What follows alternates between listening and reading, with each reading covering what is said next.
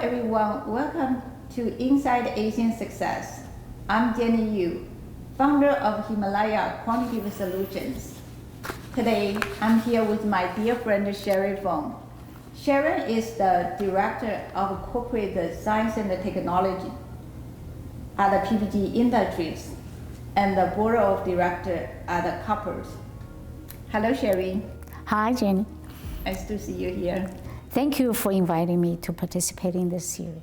So Sharon, you have a wide success in your career. And what's in your opinion, the most important factor contributed to your success as an Asian woman in the male-dominated field? Well, first of all, I would like to kind of share with you my definition of success first, because success means many different things to many different people. Mm-hmm. So some people define that as your net worth. How much money do you have? Some people define that as the progress on the career ladder. Mm-hmm. Did you make it to the corner office or the boardroom? Some defines as a influence sphere, as reputation, be respected in the community. All these are reasonable parameters you can define success. However, for me, most important thing is, do I get fulfillment from what I do? If I feel fulfilled, then I think I'm successful. So I just wanted to get that out there. So to answer your question, what is the single most important success factor? It's usually a fairly hard question to answer. However, I had the opportunity to participate in a study about 20 years ago sponsored by National Science Foundation. Mm-hmm. To study at the time the woman scientists working in male-dominated chemical industry. Mm-hmm. And they have tenure between 5 to 15 years. Mm-hmm. And they want to find out what made them successful. So since I am one of those women, I got the opportunity to sit on the advisory board for that study. After 8,000-ish interviews with women, with their managers, with their subordinates, look at their progress through their career, one of the very obvious factor came out, most important to their success, is actually their own confidence in their abilities to add value. So that was very insightful, and I would say I concur from my own experience that is the most important factor to men or women for their success in working place. So beautiful what you just said. Where the source of your confidence? How do you become confident? Yeah. So good question, right? Again, that's probably different to everybody. Mm-hmm. But from my own experience, I think my confidence was built up through 3 different sources. One is through continuous self-reflection about who I am. Mm-hmm. And about who I am uniquely different from anybody else on this earth, mm-hmm. just like every snowflake is very mm-hmm. different. Yeah. So that uniqueness afforded me the opportunity to add value from my very unique perspective. Mm-hmm. So that's number 1. Number 2, of course, also from all the experiences I have throughout my career. I've been to different places, mm-hmm. did different projects, worked in different functions, met different people. Mm-hmm. All these experience is a part of who I am that also affords me very unique perspectives mm-hmm. that I can add value. And then the third one, actually, often people may or may not agree with me, to me is humility, mm-hmm. knowing that I'm not perfect. So I'm not so concerned about whether I'm going to ask the wrong question, say the wrong thing, suggest the wrong solution. So I'm not going to go there, right? So a lot of those self-restrictiveness comes from you want to be perfect. But since I know I'm not perfect, So I'm very confident in raise my voice to say what I think. Yeah. Even if it's wrong, that's okay, right? Yeah. So those are just my own experience where I get my confidence from. So often I was asked whether you're a single woman in a room full of males, or you're a single Asian in a room full of non-Asian colleagues, how do you feel? I said, that makes me feel very confident, because that's why I'm there. I think differently, I have different perspectives, and this team needs me. Yeah, wow, that's a great insight. I guess if you focus the value added, you can build your confidence. Correct, you can always contribute the value. Yes, so exactly. And if you're not so overly focused on what others think of you, and you're much more confident in how you add the value. Yeah, that's great insight. Thank you, Sharon. Yeah. I know you grew up in China. You work for the U.S. for over 30 years, and most of your time you spend in German company. How did you harness the best of all those cultures? Yeah, that is absolutely, your description is right on, right? A German company that I worked for over 16 years as a Chinese woman, but lives in U.S. Yeah. All three cultures gave me a lot of excellent attributes that I can learn, I can absorb, that makes me much more effective in Korea. Right. So, for example, German culture is known for its discipline, known for its organizedness, if that's the word, and then known for its very direct communication styles, and very punctual, never late, right? And then American, actually the US culture is very open, very free-spirited, extremely individualized, right? Creative. And then Chinese culture brings in harmony, brings in hardworking, brings in respect, integrity. If you put all these together, put them to good use, they are all extremely helpful when you're trying to accomplish what you wanted to accomplish in the workplace. So I think I'm very fortunate, can learn from all these cultures. The other aspect that makes you a successful leader is very often in today's world, your team comes from very many different cultures. So if you continue to appreciate the differences among these cultures, learn the best of each of these cultures, you can make a better connection with your team members. So I think it's actually really, really lucky to be able to work among those different cultures and learn from them. Thank you for sharing that experience. I think you said appreciate different cultures, that be open-minded to those cultures. That's very, very critical. Very important. Yeah, particularly for global companies. Yes, absolutely, yeah. So did you have an experience that you encountered those unconscious bias, and how did you manage that? Yeah, of course, I think everybody encounters unconscious bias, right? Whether you're Chinese or Asian or not. So the unconscious bias often comes with the shape of a stereotype. And they are, the people who you interact with may not have any ill intent. It's just how they think the Chinese are. So very often I receive complimentary comment about how good my English is.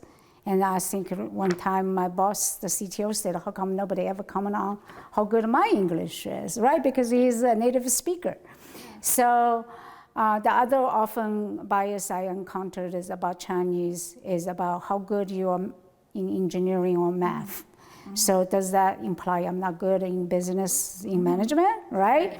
So those things you encounter, I think the best way to overcome those unconscious bias is to be really make friends with as many people as you can. So you let them have opportunity to learn, to know you, right? And that's the best way to overcome unconscious bias.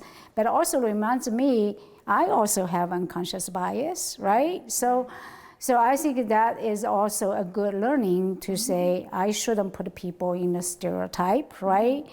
So the other thing about in the workplace, the most important awareness is these unconscious bias also reflects on how people view you in your communication style, in your management style, your leadership style, right? Yeah.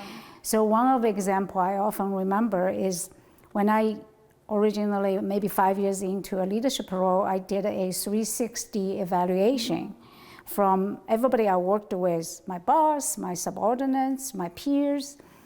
And an interesting result came back as people could view me not as assertive. So there's actually half of the people, my boss especially, think I'm very assertive. But actually my team think I'm not assertive. So it's interesting. So I digging a little bit deeper is because my way of resolve conflict is not by just say, I'm boss, this is the way we're going to do. Right? That's not my style. My way tended to be building consensus, trying to harmonize the different views, bring people to the same place. Same results. You can get things done, but without having to bossing people around. But somehow that can be in somebody's eyes, I'm not assertive. So the way you deal with that is I really talked to each of our peers or our boss or my team member says, would you please give me an example that I couldn't get things done because I'm not assertive enough?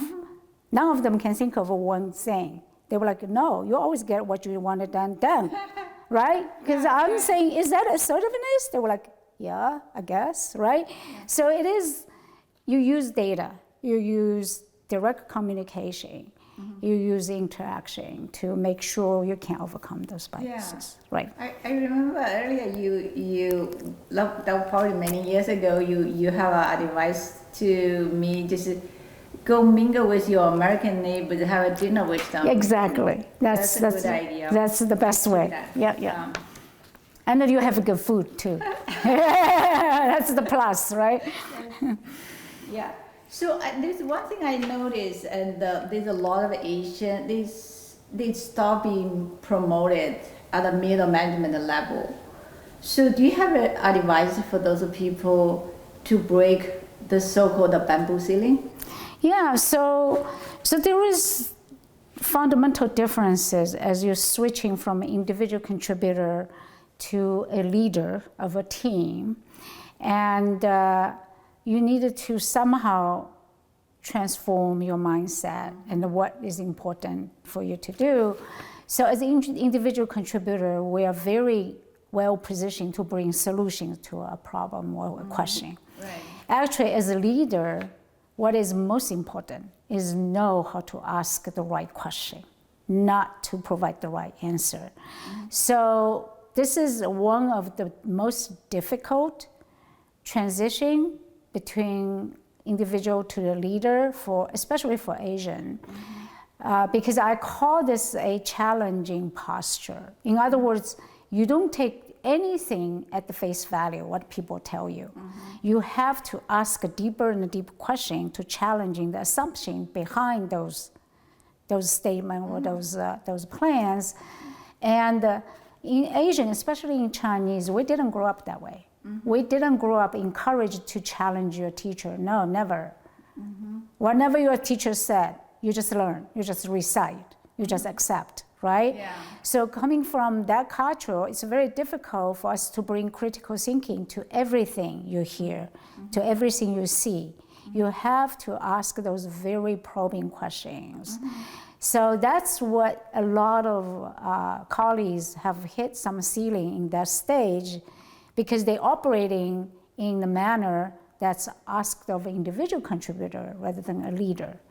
So to get out of the weeds, get out of your comfort zone, asking probing questions, have a larger vision is what asked of you. And that's where a lot of people hit a ceiling because they cannot make that transition. So can I have a follow-up question? Yeah, So sure. I think so now I know I should ask a question, and how did you sort of challenge it in a most productive, most productive way? Yes. So that's a really good question. A lot of times we're also afraid of challenging other people because we can view it as a negative, we can view it as a disruptor, right? But I think if you can come from a place, the way you why you challenge these assumptions from your colleague is to make them better, to make their assumptions better, not because you want to show you're better than them, right? So if you come from the right place, from your heart, I think people will know you are productive, you're not negative, you're not disruptive. It's very important what's your attitude, why you're challenging them, is trying to build them up, right? To help them to get better.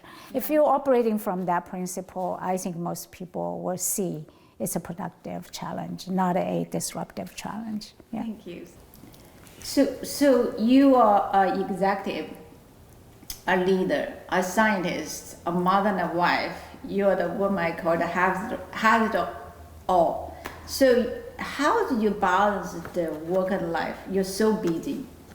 Oh, how do I balance it? I don't. So I do a lot of things, and it seems there are always a lot on my plates. Well, first of all, I don't need a lot of sleep. I only need 5.5 hours sleep every day. Wow. But that's just joking. It is true, but I think there are two things that really help me to sort of my North Star, how to balance all these competing priorities. Number one is I always make priority based on my value. What is most valuable to me, right? So when this comes to family career choices, if they're in conflict, I almost always choose family because that is most important to me.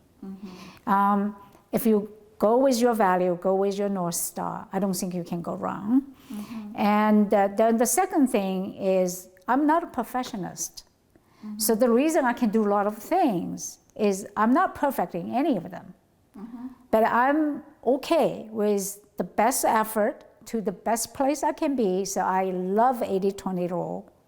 So I'm totally okay with 80-20 being a mother, good enough mother. 80-20 being a good enough leader. I have my defects, I learn my lessons, I have failures. Those are all okay for me.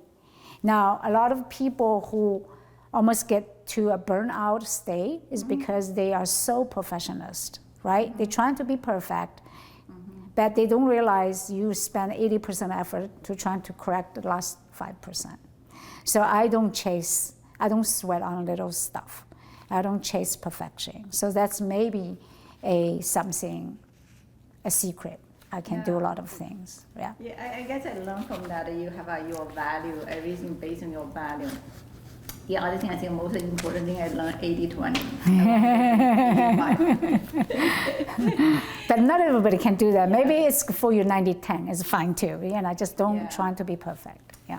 So Sharon, when you reflect upon your life, what would you do differently, knowing what you know now?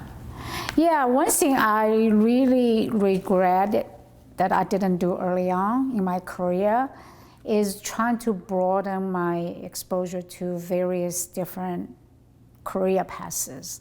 So I have been a scientist. I have been an innovation leader, R&D leader growing up, very much in that sort of brand. And that's natural for me, but I actually have very keen interest in business, in finance, in how to make money with my science. And I asked to be on the financial side, to have a P&L responsibilities until I was a vice president. And I was told by my boss at the time, says, I wish you told me you want to be in this lane 10 years ago. Because right now, you are at such a estate place, high level. I can't give you a business that's too small for your status, but I also cannot risk to give you a huge business because you never run it, right? Yeah. So in that case, I diverse too late.